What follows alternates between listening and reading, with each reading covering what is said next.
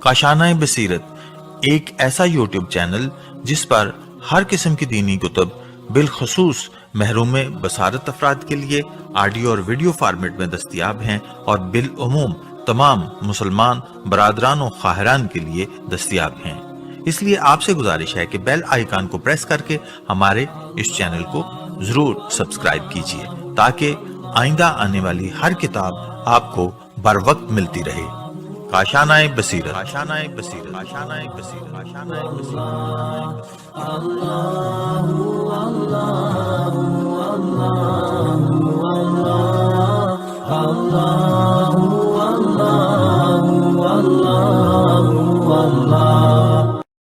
बिस्मिल्लाहिर्रहमानिर्रहीम। अस्सलाम वालेकुम सामीन, यह है काशान बसीरत का यूट्यूब चैनल और हम जिस किताब को मिलकर पढ़ रहे हैं मदीना से मदीना तक, इस किताब को पढ़ते जा रहे हैं। बहुत सारी हकीकतें हम पर वाज़ेह होती चली जा रही हैं। दिल नहीं चाहता कि एक नशिस्त को छोड़कर हम रिकॉर्डिंग को बंद करें, लेकिन ज़ाहिर है कि वो बहुत मुश्किल काम है कि लगातार हम पढ़ते चले जाएँ और आप लोगों के लिए भी लगातार सुनने में शायद दुश्वारी हो, इसलिए हम कुछ वक्फे के बाद रिकॉर्डिंग रोक देते हैं और उसके बाद फिर हम अगली रिकॉर्डिंग करते हैं जो कि आप तक पहुंच जाती है। और अब मैं इस वक्त पार्ट 36 के साथ हाजिर हूं और यहाँ पर पेज नंबर 469 है ये, और हम पढ़ने का यहाँ पे आगाज़ करते हैं। और हेडिंग है कि शहादत इमाम हुसैन अलैहिस्सलाम की यजीद को इत्तला और उसका खुशी मनाना। आइए पढ़ते हैं। जनाब सैयद शुहदा के शहीद होने और अहलो अयाल को कैदी करने के बाद कूफे में मस्जिद के साथ एक वीरान घर में जिंदान के तौर पर बंद कर दिया गया। सैयद शुहदा के सर को कूफे के बाज़ारों और कूचों में फिराने के बाद हर तरफ अपनी फतह और कामयाबी की बशारतें भेजीं, खुसूसन मदीना और शाम की तरफ इमाम हुसैन अलैहिस्सलाम की शहादत की खुशखबरी भेजी। सैयद अलैहिर्रहमा ने लिखा है कि इब्ने ज़ियाद ने यजीद को एक ख़त लिखा जिसमें इमाम हुसैन अलैहिस्सलाम की शहादत और उनके अहले बैत अलैहिमुस्सलाम को कैदी करने की बिशारत दी। जब कासिद शाम पहुंचा और यजीद को इब्ने ज़ियाद का बिशारतनामा दिया तो ये मलऊन बहुत खुश हुआ और इमाम अलैहिस्सलाम की शहादत से उसको बड़ी राहत महसूस हुई। वो एक लहजे को सोचने लगा और बशारतनामा पर गौर किया और बातनी सुरूर का इजहार किया।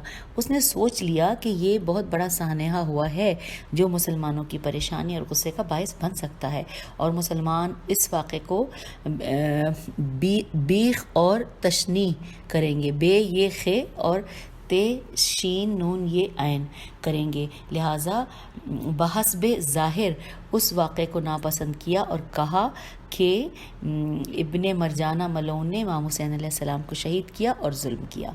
मैं उसके अफ़ाल पर राज़ी नहीं था और मैंने इसे इमाम हुसैन अलैहिस्सलाम के कत्ल करने का हुक्म नहीं दिया था। मैंने तो उसे इस्लामी हुदूद से बाहर भेज देने का कहा था ताकि वो लोगों को अपनी तरफ जमा ना कर सकें और अपनी हुकूमत ना बना लें, और वो भी दूसरे मुसलमानों की तरह हमारी हुकूमत को तस्लीम कर लें और हुकूमत के कामों में कोई रुकावट पैदा न करें। Inverted comma close. Ibn Ziyad बेवकूफ़ ने जल्दबाजी में उन पर जुल्म किया और उन्हें कत्ल कर दिया और उनके अहले बैत अलैहिस्सलाम को कैदी करके कूफा लाया गया। ये तमाम काम इब्ने ज़ियाद ने अपने खबीस बातनी और बुरी सिफात के मालिक होने की वजह से अंजाम दिया है और खुदा उसके चेहरे को स्याह करेगा। उसने ये काम बनी उमैया की हुकूमत की मजबूती के लिए किया है। कुछ लोग तो उसके इस काम की तारीफ़ कर रहे हैं, लेकिन मैं उसके इन कामों को बुरा समझता हूँ। जबकि इब्ने ज़ियाद की तरफ जवाब लिखा कि ए इब्ने ज़ियाद, तुम्हारा बशारतनामा और फराह अंगेज़ ख़त बहुत अच्छे वक्त में मेरे पास पहुँचा, जिससे मेरा एतमाद तुम पर और ज़्यादा हो गया है क्योंकि तुमने मेरी खुशियों में इजाफ़ा कर दिया है। तुम पर आफरीन और हज़ार आफरीन कि तुमने आले सफ़ियान का हक़ अदा कर दिया और हमारी साबका जंगों में बहाए जाने वाले खून का औलाद अली अलैहिस्सलाम से इंतकाम ले लिया। जब मेरा ये ख़त पहुँचे तो जल्दी से तमाम मक़तूलीन के सरों और कैदियों को शाम भेज देना ताकि इराक़ में कोई फितना बर्पा न होने पाए, क्योंकि इराक़ शियों का इलाका है जबकि शाम मुहिब्बाने आले उमैया کا علاقہ ہے۔ یزید نے لکھا کہ سروں اور قیدیوں کو ایسے راستے سے بھیجنا کہ راستے میں اعراب ان کی حمایت پر کمر بستہ، الف عین رے الف بے آراب ان کی حمایت پر کمر بستہ نہ ہو جائیں، اور جس قدر ان کو ذلیل و خوار کر سکتے ہو کرو، کہ یہ ہمارے بزرگوں کی خوشی کا باعث ہوگا۔ پھر لکھا ہے کہ اب اگلی ہیڈنگ آ گئی کہ زندان میں اہل بیت علیہ السلام کو خوفزدہ کرنا۔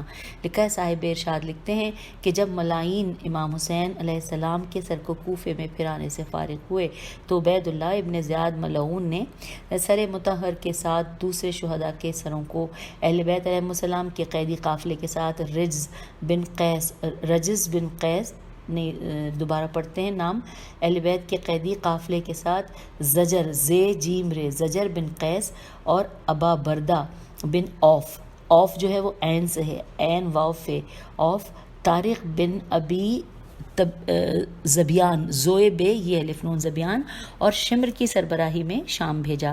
تاریخ کامل میں ہے کہ جب مخدرات عصمت کو کوفہ لایا گیا تو زندان میں رکھا گیا۔ ایک دن زندان کے باہر کسی زندان کے اندر پتھر ڈالا گیا۔ دوبارہ پڑھتے ہیں، ایک دن زندان کے باہر سے زندان کے اندر پتھر ڈالا کہ جس پتھر پر لکھا تھا کہ ابن زیاد نے تمہارے بارے شام قاصد بھیجا ہے، جب وہ واپسی حکم نامہ لائے گا تو اس پر عمل ہوگا، اگر تم نے تکبیریں سنی تو سمجھ لینا کہ تمہیں قتل کر دیا جائے گا، ورنہ اپنی زندگی گزارنا۔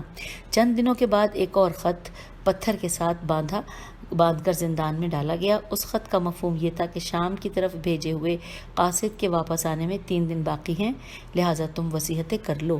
قاصد یزید کا خط لے کر ابن زیاد کے پاس پہنچا، جس میں یزید نے لکھا تھا کہ امام سجاد علیہ السلام اور قیدیوں کو شام میرے پاس بھیج دو۔ ابن زیاد نے محفر میم ہے فیرے معفر بن ثعلبہ سے عین لام بے ہے اور شمر بن ذوالجوشن کو بلایا اور ان کی نگرانی میں قیدیوں کو شام بھیج دیا۔ پھر عبد الملک بن حرس اہیرے سے حرس السلمی کو امام حسین علیہ السلام کی شہادت کی خبر پہنچانے کے لیے عمر بن سعید مدینے کے والی کے پاس پہنچا۔ ابن زیاد کے حاجب عبد الملک کی روایت ہے کہ ایک مرتبہ ابن زیاد کے پیچھے میں قصر میں داخل ہوا تو اچانک دیکھا کہ آگ کے شعلے ابن زیاد کے چہرے کے سامنے آ گئے۔ اس نے ان سے بچنے کے لیے اپنی آستین چہرے پر رکھی اور چہرے کو پھیر لیا۔ ابن زیاد نے پوچھا کہ کیا تو نے یہ شعلے دیکھے ہیں؟ میں نے کہا کہ ہاں۔ اس نے کہا کہ اس بات کو لوگوں میں سے مخفی رکھنا اور کسی کو بیان نہ کرنا۔ اچھا، اب اگلی ہیڈنگ آ گئی، ابن زیاد نے شہادت امام علیہ السلام کی اطلاع مدینہ بھیجی۔ یہ پوری ہیڈنگ ہے۔ لکھا ہے کہ ابن زیاد نے عبد الملک بن حارث کو مدینہ شہادت امام علیہ السلام کی اطلاع کے لیے بھیجا۔ عبد الملک خط لے کر مدینہ وارد ہوا تو ایک قریشی نے پوچھا کہ کیا خبر لائے ہو؟ عبد الملک نے کہا کہ اپنے امیر بریکٹ میں یعنی عمرو بن سعید بریکٹ کلوز ہو گیا سے سنا۔ اس قریشی نے کہا کہ انا للہ و انا الیہ راجعون، کہ خدا کی قسم حسین علیہ السلام کو شہید کر دیا گیا ہے۔ عبد الملک مدینے کے والی عمرو بن سعید کے پاس پہنچا تو اس نے پوچھا کہ کیا خبر ہے؟ عبد الملک نے کہا کہ وہ خبر لایا ہوں کہ جس سے آپ کو خوشی اور سرور ہوگا، اور وہ یہ ہے کہ امام حسین علیہ السلام کی شہادت کی اطلاع۔ عمرو بن سعید نے کہا کہ پھر یہاں نہ بیٹھو، باہر جاؤ اور لوگوں میں اعلان کرو۔ عبد الملک کہتا ہے کہ جو ہی میں نے ندا دی تو ہاشمی گھروں سے ایسی آہ و فغاں اور گریہ زاری بلند ہوئی کہ اس قدر غم و ماتم میں نے نہ کبھی سنا تھا اور نہ دیکھا تھا۔ میں دوبارہ عمرو بن سعید کے پاس آیا تو وہ بہت خوش تھا اور مسکرا کر کہنے لگا کہ آج ہاشمی عورتوں کا رونا اس گریے کا بدلہ ہے کہ جو عثمان کے قتل کے موقع پر بنی امیہ کی عورتوں سے کیا تھا۔ بس عمرو بن سعید ممبر پر بیٹھا اور عوام کے لیے تقریر کی اور یزید کی تعریف کی، اور اس نے دوران تقریر میں امام حسین علیہ السلام کی شہادت کا تذکرہ کرتے ہوئے کہا انورٹڈ کاما کہ ہم تو چاہتے تھے کہ حسین علیہ السلام زندہ رہیں اور شہید نہ ہوں، لیکن وہ مسلسل ہمیں گالیاں دیتے تھے جبکہ ہم ان کی تعریف کرتے تھے۔ وہ ہم سے رشتے توڑتے تھے اور ہم بار بار ان سے رشتہ جوڑتے تھے، لیکن بہت کوشش کے باوجود انہوں نے یزید کی اطاعت کرنے سے انکار کر دیا، لہٰذا ان کو راستے سے دور کرنا ضروری سمجھا گیا۔ انورٹڈ کاما یہاں کلوز ہو گیا۔ پھر لکھا ہے عبید اللہ بن الصائب نے کہا کہ اگر صدیقہ طاہرہ زندہ ہوتی اور اپنے بیٹے کا کٹا سر دیکھتی تو ہمیشہ روتی رہتی۔ عمرو بن سعید کو بہت غصہ آیا اور مکارانہ لہجے سے کہا کہ ہم جناب فاطمہ سلام اللہ علیہا کے اقرب و اولیٰ ہیں اور کیونکہ ان کے والد ہمارے چچا زاد اور ان کا شوہر ہمارا بھائی اور ان کا بیٹا ہمارا بیٹا ہے۔ ہاں، فاطمہ سلام اللہ علیہ ضرور بیٹے پر روتی اور ان کے قاتل پر لعنت کرتی۔ جناب عبداللہ بن جعفر طیار کے ایک غلام نے واقعہ کربلا کے بعد جناب محمد و اون کی شہادت کا افسوس کیا اور کہا کہ یہ دکھ ہمیں حسین علیہ السلام کی وجہ سے پہنچا ہے۔ عبداللہ بن جعفر کو بہت غصہ آیا۔ انہوں نے غلام ابو سلاسل کو نالین سے بہت سخت مارا اور کہا کہ کیا تم حسین علیہ السلام کے بارے میں یہ عقیدہ رکھتے ہو؟ اگر میں کربلا ہوتا تو اپنا خون ان کے قدموں میں بہا دیتا۔ میرے بیٹوں کی شہادت کے بارے میں میرے لیے یہ فخر کافی ہے کہ وہ اپنے ماموں کی حمایت میں لڑتے لڑتے شہید ہو گئے ہیں۔ اب یہاں پر اگلی ہیڈنگ آ گئی ہے اور ہم پیج 473 پر ہیں۔ لکھا ہے مدینے میں عزاداری کی ابتدا۔ لکھا ہے عمرو بن سعید ممبر سے نیچے اترا تو لوگ متفرق ہو گئے، البتہ امام حسین علیہ السلام کی شہادت کی خبر ہر طرف جنگل کی آگ کی طرح پھیل گئی تھی اور مدینے کے تمام محلوں اور گھروں میں گریہ ازاری شروع ہو گیا تھا۔ مدینے کے لوگ گلیوں بازاروں میں آئے، ان کے ہاتھوں میں رومال تھے اور خون کے آنسو روتے تھے۔ بعض لوگوں نے گریبان چاک کیے تھے، بعض نے سر میں خاک ملائی اور چہرے پر ماتم کرتے رہے۔ اب آگے انورٹڈ کاما میں لکھا ہے کہ شہادت امام حسین علیہ السلام کی خبر جب مدینے کی عورتوں تک پہنچی تو مخدرات با احتشام اور مستورات با احترام اپنے گھروں سے دوڑتی ہوئی باہر نکلیں، گریبان چاک کیے اور سر و چہرے پر تماچے مارے۔ وہ ماتم کرتی تھیں، نوحہ اور گریہ زاری کرتی تھیں۔ انورٹڈ کاما کلوز ہو گیا۔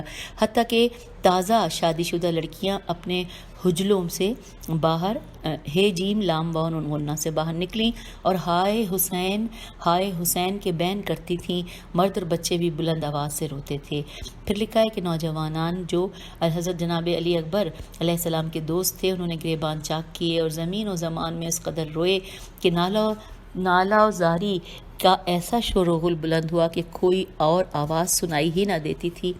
آفاق سیاہ ہو گئے، زمانہ ہاشمیوں پر تنگ ہو گیا۔ سب سے زیادہ دکھ تو ام البنین سلام اللہ علیہ کو ہوا کہ جن کے چاروں بیٹے کربلا میں شہید ہو گئے۔ ہاشمی نژاد بیبیاں اور ابو طالب علیہ السلام کی نسلوں سے عورتیں جناب زینب کبریٰ سلام اللہ علیہ کی بے بسی اور جناب سکینہ کی یتیمی پر اس قدر گریہ کرتی تھیں کہ جہاں تنگ ہو گیا۔ ان گریہ کرنے والوں میں ایک طرف جناب زینب سلام اللہ علیہ بنت عقیل بن ابی طالب علیہ السلام کا ماتم تھا، تو دوسری طرف ام لقمان اور ان کی بہن ام ہانی، اسماء اور رملہ کے ساتھ ماتم کنا تھیں، اور تیسری طرف مدینے کی عورتیں جو ننگے پاؤں بال کھلے بین کرتی ہوئی سر و منہ پر ماتم کرتے ہوئے اور گریہ زاری کرتے ہوئے آئی تھیں۔ یہ عورتیں جس شخص کو دیکھتیں تو یہی کہتی کہ اے لوگو، آخر رسول صلی اللہ علیہ وآلہ وسلم کو کیا جواب دو گے؟ اور اس وقت کیا جواب دو گے کہ جب رسول پاک صلی اللہ علیہ وآلہ وسلم پوچھیں گے کہ میرے بعد میری اطرت سے کیا سلوک کیا؟ میں نے اپنی اطرت کے بارے میں کس قدر وصیتیں اور سفارشیں کی تھیں؟ کیا میری تاکید کا صلہ تم نے یہ دیا کہ میری اطرت کو قتل کر دیا اور قیدی بنا لیا؟ کیا میری نبوت کی یہی جزا ہے جو تم نے مجھے دی ہے؟ اور اس دن کے بعد جو رات آئی، اس رات ہاتف غیبی کی آواز مدینے والوں نے سنی جو کہہ رہا تھا، لوگوں اب عذاب الہی تیار ہے، تمہارے اوپر موسیٰ، عیسیٰ علیہ السلام اور بن داؤد علیہ السلام کی لعنت ہے، اہل آسمان تمہیں بد دعا کر رہے ہیں۔ یہ آواز سنتے ہی مدینے میں کوہرام مچ گیا اور شہادت کی خبر نے مدینے کے تمام چھوٹے بڑے مردوں، عورتوں، حتیٰ کہ تازہ بیاہی لڑکیوں اور بچوں نے گریبان چاک کیے اور اس قدر غم کا اظہار کیا کہ چند گھروں میں تو باقاعدہ مجلس عزا بپا ہو گئی۔ مرد و زن دستہ دستہ آتے تھے اور چاک شدہ گریبان سے مجلس میں بیٹھتے، نوحہ کرتے اور پھر ایک گھر سے دوسرے گھر جہاں عزا خانہ بنا ہوا تھا جاتے اور وہاں ماتم اور نوحہ کرتے۔ اس طرح کی عزاداری مدینے میں چند روز جاری رہی۔ اب لکھا ہے کہ پہلی مجلس سے، اب ہیڈنگ ہے یہ، مطلب پوائنٹس لکھے ہوئے ہیں، 4 پوائنٹس دیے ہیں کہ پہلے پوائنٹ میں لکھا ہے پہلی مجلس عزا خانہ، ان چند گھروں میں جہاں صف عزا بچھی تھی ان میں سے ایک گھر جناب ام البنین والدہ حضرت عباس علمدار کا تھا کہ جن کے 4 جوان بیٹے کربلا میں شہید ہوئے۔ دوسری مجلس عزا خانہ، دوسرا گھر جہاں صف عزا بچھی تھی وہ حضرت امام حسین علیہ السلام کا گھر تھا کہ جناب فاطمہ صغرا بیمار یہاں عزادار تھیں، اور امام حسین علیہ السلام کا گھر بنی ہاشم کی عورتوں اور مردوں سے بھر گیا تھا جو سب تعزیت کر رہے تھے اور جناب فاطمہ صغرا کو بابا کی شہادت پر ماتم کر کے تسلی دیتے رہے۔ تیسرا جو پوائنٹ ہے اس میں لکھا ہے تیسری مجلس عزا خانہ، تیسرا وہ گھر عزا خانہ بنا ہوا تھا کہ جو امام حسن علیہ السلام کا تھا، لیکن اب اس گھر میں کوئی نہ تھا، یہ خالی تھا، بس عزادار آتے اور نوحہ گریہ زاری کرتے اور پھر چلے جاتے۔ امام حسن علیہ السلام کے کمرے خالی پڑے تھے اور گھر میں کوئی نہ تھا، وحشت ہی وحشت تھی کیونکہ ان کی اولاد واقعہ کربلا میں کچھ شہید ہو گئے اور باقی قید ہو گئے تھے۔ اب چوتھی اور آخری اس میں لکھیے چوتھی مجلس عزا خانہ جناب محمد حنفیہ کا گھر تھا کہ جس میں ہاشمی مرد و زن ماتم کرتے رہے۔ رسول پاک صلی اللہ علیہ وآلہ وسلم کی قبر سے ماتمی جلوس چلتا اور امام حسن علیہ السلام کی قبر تک جاتا اور وہاں سے جناب فاطمہ زہرا سلام اللہ علیہ کی قبر تک ماتمی جلوس چلتے رہے۔ تو یوں یہاں پر 14ویں فصل مکمل ہوئی اور اب 15ویں فصل پڑھنے کے لیے ہم پیج 475 پر آ گئے ہیں، اور یہاں پر ہیڈنگ ہے 15ویں فصل کی کہ سرہائے شہداء اور اہل بیت علیہ السلام کی شام روانگی۔ آئیے اس کے بارے میں جانتے ہیں۔ لکھا ہے کہ جب یزید کا جوابی خط آیا کہ سروں اور قیدیوں کو شام میں بھیج دو تو ابن زیاد نے زہر بن قیس کی سربراہی میں شہداء کے سروں اور امام سجاد علیہ السلام کو، اب بریکٹ میں آگے لکھا ہے کہ امام علیہ السلام کے ہاتھ پس گردن باندھے گئے تھے، اور یہاں پہ بریکٹ کلوز ہو گیا اور لکھا ہے کہ میں مخدرات عصمت کے بے محل اونٹوں پر سوار کیا اور روانہ کر دیا۔ ابن عبد ربا کے قول کے مطابق غاز بن ربیہ جرستی کہتا ہے کہ میں نے یزید بن معاویہ کے پاس میں بیٹھا تھا اور کہ اچانک زہر آیا۔ یزید نے ڈرتے ہوئے کہا کہ ما ورائی کا یا زہر، اے زہر تیرے پاس کیا ہے؟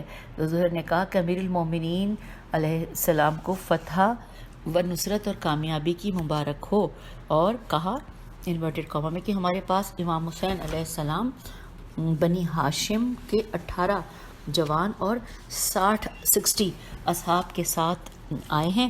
ہم نے پہلے انہیں کہا کہ ابن زیاد کے حکم کی اطاعت کریں یا جنگ کے لیے تیار ہو جائیں، تو انہوں نے ذلت اختیار نہ کی اور جنگ کو اختیار کیا۔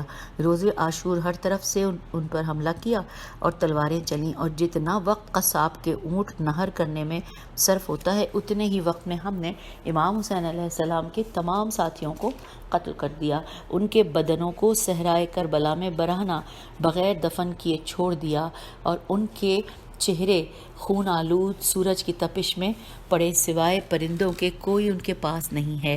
یزید نے ایک لہجہ سر نیچے کیا اور پھر سر اٹھا کر کہا کہ میں تم پر امام حسین علیہ السلام کے قتل کے بغیر بھی راضی ہوتا، اگر میں ابن زیاد کے مقام پر ہوتا تو امام حسین علیہ السلام سے درگزر کر جاتا۔ اب لکھا ہے کہ صاحب ارشاد رقم طراز ہے کہ سر امام علیہ السلام کو شام بھیجنے کے بعد اہل بیت علیہ السلام کو شمر بن ذیلجوشن اور معافر میم این فیرے معافر بن ثعلبہ سے این لامبے کی قیادت میں شام بھیج دیا گیا۔ البتہ امام سجاد علیہ السلام کے گلے میں لوہے کا خاردار طوق اور پاؤں میں بیڑیاں پہنا کر شام کی طرف روانہ کیا گیا۔ اب اگلی ہیڈنگ آ گئی ہے کوفے سے شام تک کاروان اہل بیت علیہ السلام کے منازل۔ یہاں سب سے پہلے ایک مرثیے کا ایک بند لکھا ہے، کربلا میں شہوالا کے حرم لٹتے ہیں، فاقہ کش تشنہ دہن کشتہ غم لٹتے ہیں، دشتے عالم میں گرفتار ستم لٹتے ہیں، شور برپا ہے یہ رانڈوں میں کہ ہم لٹتے ہیں، قتل وارث ہوئے سامان گرفتاری ہے، یالی آؤ کہ اب وقت مددگاری ہے۔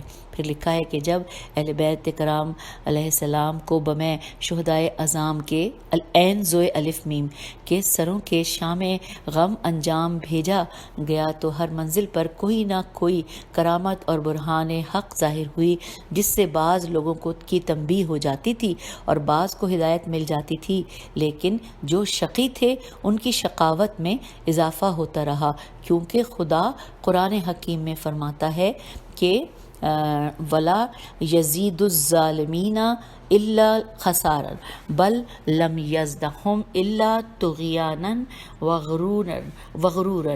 ابو مخنف لکھتے ہیں کہ اس کارواں کو جساسہ جیم صاد الف صاد ہے، جساسہ کی شرقی جانب سے قیدیوں اور سروں کو لے کر گئے اور تکریت تے کاف رے یہ تے تکریت کے ایک طرف سے گزرتے ہوئے کارواں کو لے چلے۔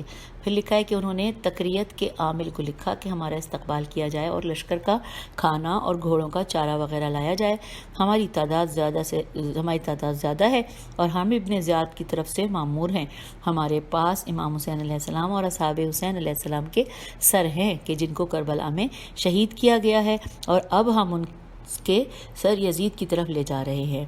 تکریت کے حاکم نے یہ خط پڑھا تو حکم دیا کہ لشکر کی غذا اور لشکر کے ساتھ موجود حیوانوں کی خوراک کا انتظام کیا جائے اور ان کا استقبال بھی کیا جائے۔ چنانچہ بہت سے لوگ استقبال کے لیے گئے جنہوں نے سرخ اور زرد علم اپنے آگے اٹھائے ہوئے تھے۔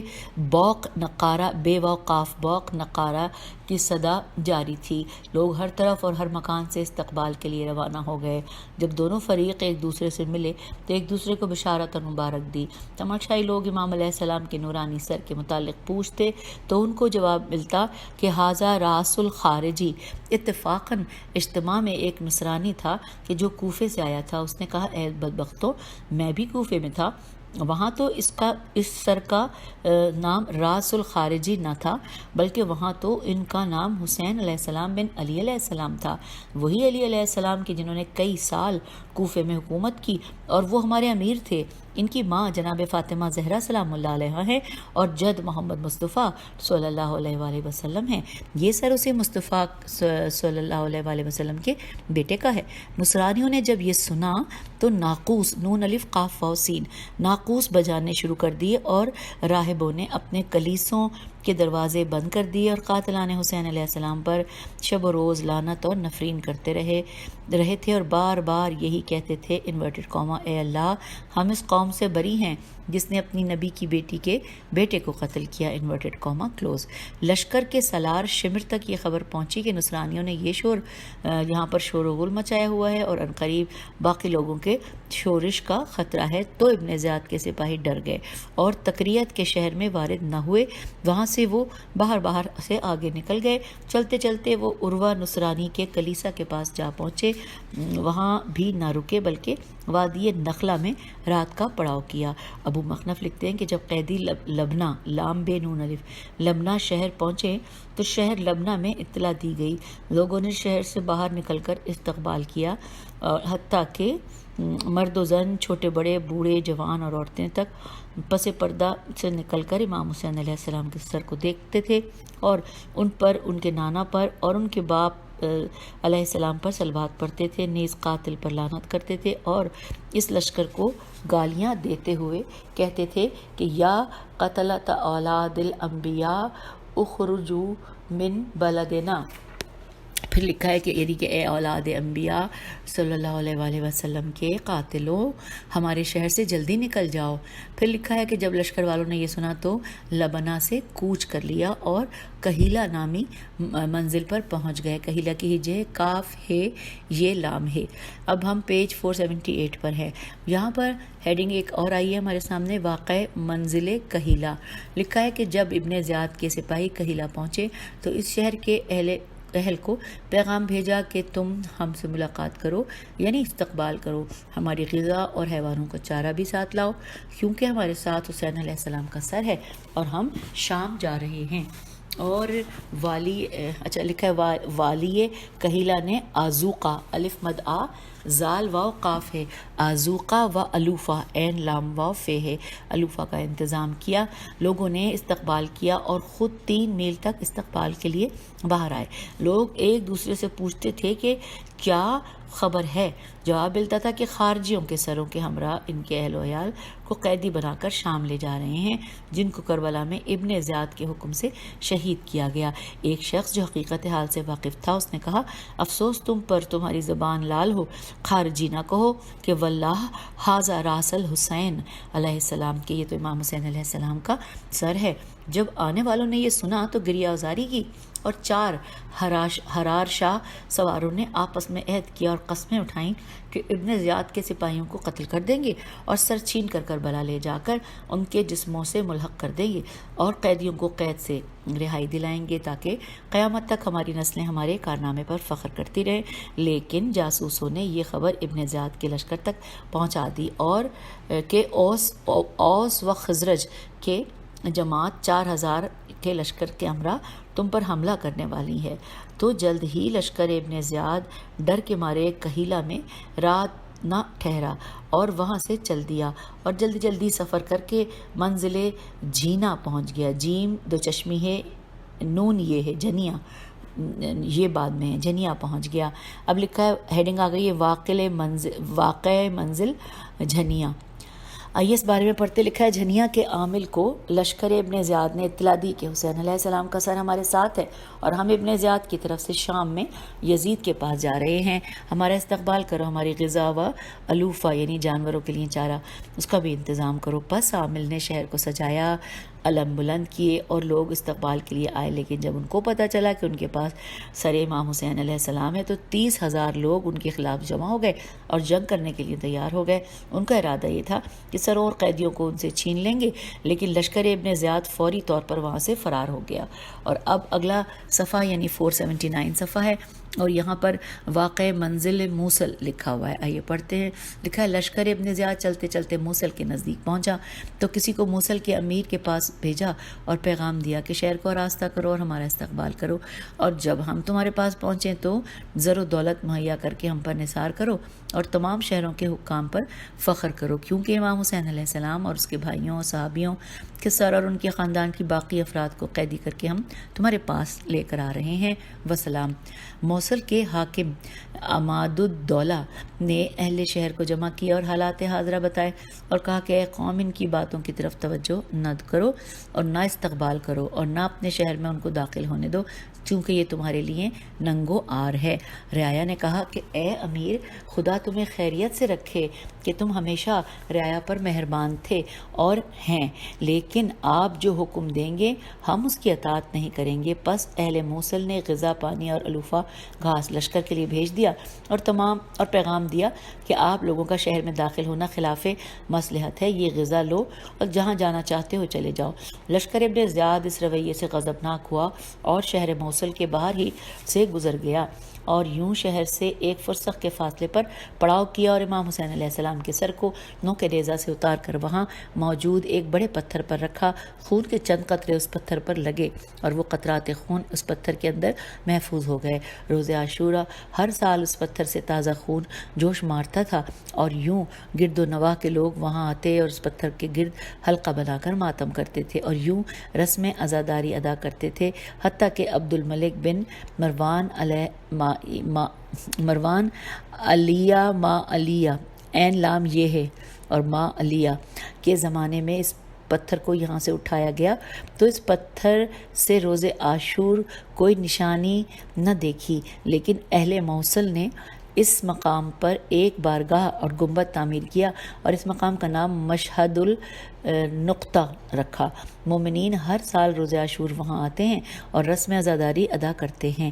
صاحب روضۃ الشہداء لکھتے ہیں کہ جب اہل موصل نے لشکر ابن زیاد کو شہر میں داخل ہونے کی اجازت نہ دی تو شمر ملعون نے اپنے ساتھیوں کے ساتھ شہر سے باہر رات گزاری اور صبح یہ لوگ نصیبین کی طرف نون سواد یہ بے یہ نون کی طرف روانہ ہو گئے.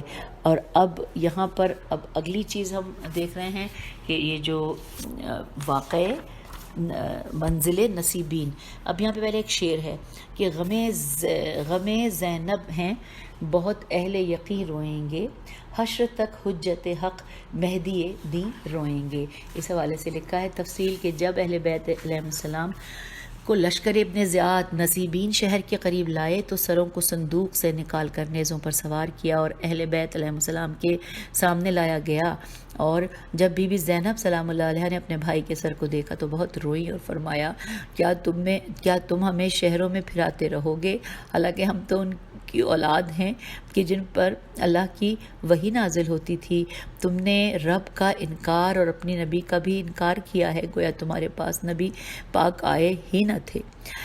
صاحب روضہ لکھتے ہیں کہ لشکر ابن زیاد نے نصیبین کے حاکم کو قاصد بھیجا اور پیغام دیا کہ شہر کو سجائے اور ہمارے استقبال کو آئے، نیز ہماری مہمان نوازی کا اہتمام کرے۔ پس شہر سجایا گیا تو دروازہ شہر پر لشکر ابن زیاد کے قیدیوں کو لایا گیا تو تماشائی آ گئے۔ اچانک قہر الہی سے بادل سے بجلی گری جس نے آدھے شہر کو جلا کر راکھ کر دیا اور شہر میں شور و غل برپا ہوا، تو لشکر ابن زیاد یہاں سے شرمندہ ہو کر آگے کو چلا اور اس شہر کے قریب پہنچا کہ جس کا امیر سلیمان بن یوسف تھا۔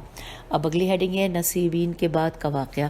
لکھا سلمان کے 2 بھائی تھے، ان میں سے ایک جنگ صفین میں حضرت علی علیہ السلام کے ہاتھوں قتل ہو گیا تھا اور دوسرا سلیمان کے ساتھ اس شہر پر حکومت کرنے میں شریک تھا۔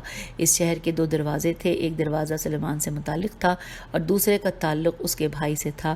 جب ابن زیاد کے لشکر کے آنے کی خبر سنی تو خوب اہتمام کیا گیا اور تشریفات کا انتظام کیا گیا، لیکن لشکر کے کس دروازے سے ورود ہو اس بات پر دونوں میں اختلاف ہو گیا۔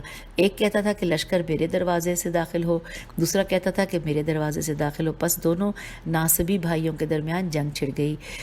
یہاں پہ بریکٹ میں لکھا ہے انورٹڈ کاما میں کہ تلواریں چلیں، تیر چلے، اسی دار و گیر میں سلیمان بھی وارد جنگ ہوا اور مارا گیا، انورٹڈ کاما کلوز۔ اس واقعے سے لشکر شمر یہاں سے بھی خاموشی سے آگے نکل گیا اور حلب کی طرف روانہ ہو گیا، البتہ راستے میں یہ عین الورد سے بھی گزرے۔ اور اب اگلی ہے ہیڈنگ شہر حلب کا واقعہ۔ یہاں پہ پہلے ایک شعر لکھا ہے کہ توق ہاتھوں سے سنبھالے جو پسر روتا ہے اسے حضرت شبیر کا سر روتا ہے۔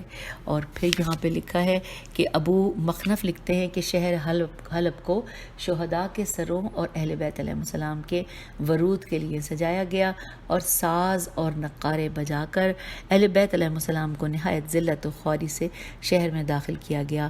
شہر کے کوچہ و بازار میں اہل بیت علیہ السلام کی تشہیر کی گئی، حتیٰ کہ اقامت گاہ پر پہنچے تو وہاں سروں کو نیزوں سے اتارا گیا اور امام حسین علیہ السلام کے سر کو زوال سے غروب تک کھلی جگہ پر رکھا گیا۔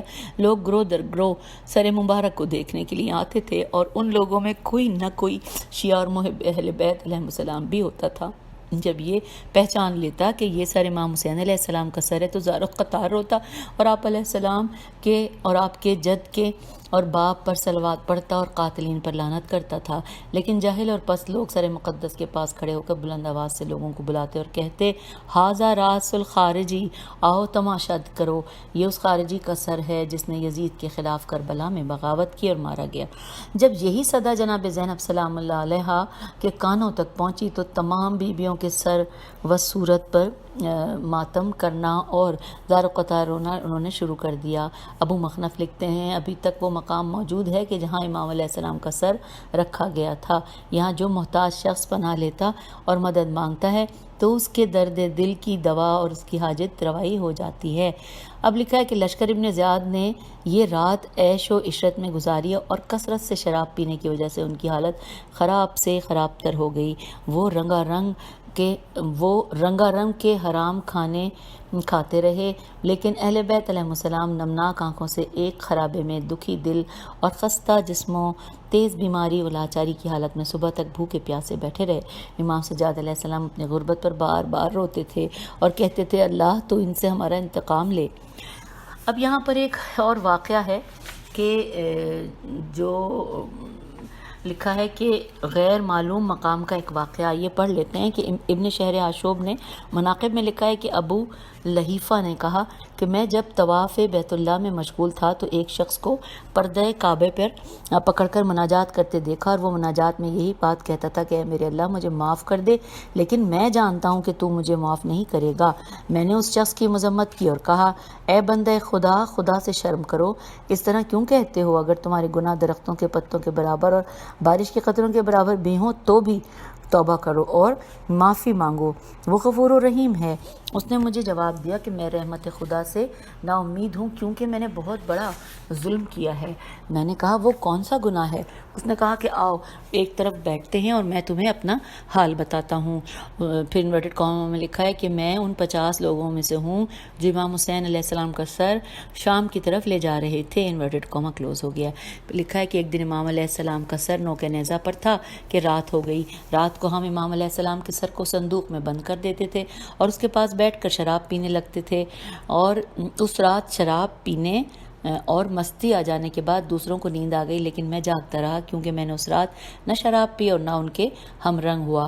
آدھی رات کو جب فضا تاریک ہو گئی تو اچانک میں نے دیکھا کہ گرج چمک ہوئی اور پھر آسمان کے دروازے کھل گئے اور ان دروازوں سے حضرت آدم صفی اللہ، حضرت نوح علیہ السلام اور حضرت ابراہیم خلیل اللہ علیہ السلام، حضرت اسماعیل ذبیح اللہ، حضرت موسیٰ کلیم اللہ اور حضرت عیسیٰ روح اللہ اور حضرت مصطفیٰ صلی اللہ علیہ وآلہ وسلم کے ساتھ آسمان سے اترے۔ جبرائیل علیہ السلام ملائکہ کے گروہ کے ساتھ ان انبیاء کے ساتھ تھے۔ سب انبیاء اور ملائکہ امام حسین علیہ السلام کے سر مقدس والے صندوق کے پاس گئے۔ جبرائیل علیہ السلام نے بڑھ کر صندوق کا دروازہ کھولا اور سر مطہر کو اٹھا کر سینے سے لگایا اور لبوں پر بوسہ دیا، پھر باری باری تمام پیغمبروں کو دیا۔ سب نے سینے سے لگایا، لبوں پر بوسے دیے، حتیٰ کہ جب پیغمبر اکرم صلی اللہ علیہ وآلہ وسلم کی باری آئی تو حضرت صلی اللہ علیہ وآلہ وسلم نے بہت ہی بوسے دیے اور بہت زیادہ گریہ کیا، جیسے کوئی باپ اپنے نوجوان بیٹے کی لاش پر آنسو بہاتا ہے۔ پیغمبر اکرم صلی اللہ علیہ وآلہ وسلم نے اپنے بیٹے کے سر پر نوحہ خوانی کی اور بڑی بے قراری کا اظہار کیا۔